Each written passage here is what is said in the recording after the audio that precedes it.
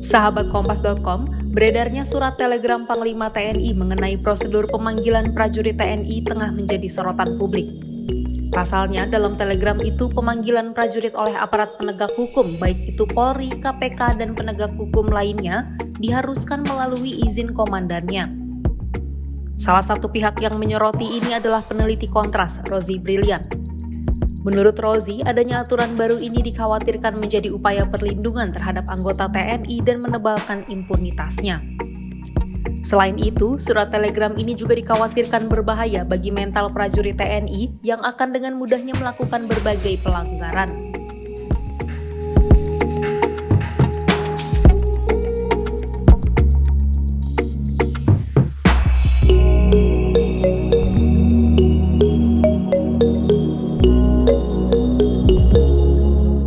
Diketahui, surat tertanggal 5 November 2021 ini keluar usai sejumlah peristiwa pemanggilan prajurit TNI oleh Korps Bayangkara yang tidak sesuai prosedur.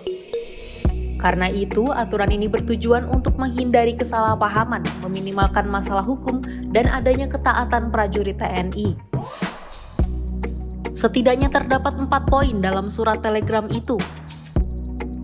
Pertama, pemanggilan yang dilakukan kepada prajurit TNI oleh Polri, KPK, aparat penegak hukum lainnya dalam rangka untuk memberikan keterangan terkait peristiwa hukum harus melalui komandan atau kepala satuan. Kedua, pemanggilan terhadap prajurit TNI yang tidak sesuai dengan prosedur agar komandan atau kepala satuan berkoordinasi dengan aparat penegak hukum yang dimaksud.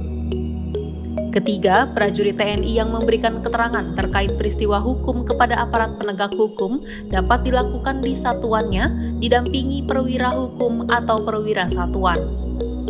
Dan yang keempat, prajurit TNI yang memberikan keterangan terkait peristiwa hukum kepada aparat penegak hukum dapat dilakukan di kantor aparat penegak hukum yang memanggilnya.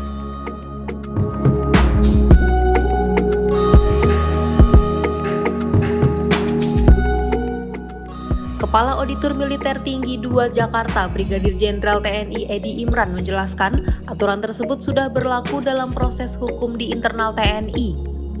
Ia menyebut surat telegram ini dibuat berdasarkan Undang-Undang Nomor 31 Tahun 1997 tentang peradilan militer.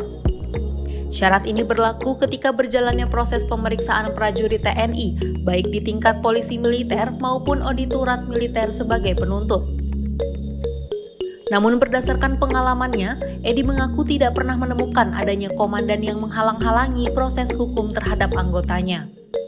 Proses hukum di militer pun menurutnya akan lebih berat, sebab selain karena hukum pidana, terdapat catatan riwayat hidup yang dapat membahayakan karir yang bersangkutan.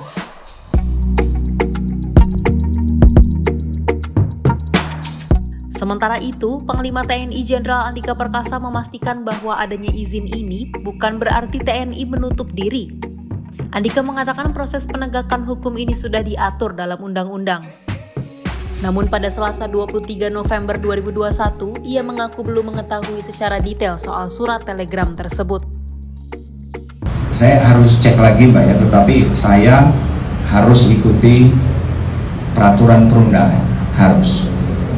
Jadi mekanisme soal pemanggilan segala macam itu soal teknis saja, tetapi ya kalau memang diperlukan, kan selama ini juga sudah berlangsung, sudah berlangsung dan ada mekanisme, dan sama sekali bukan berarti kita menutup pemeriksaan yang enggak, sama sekali enggak ya.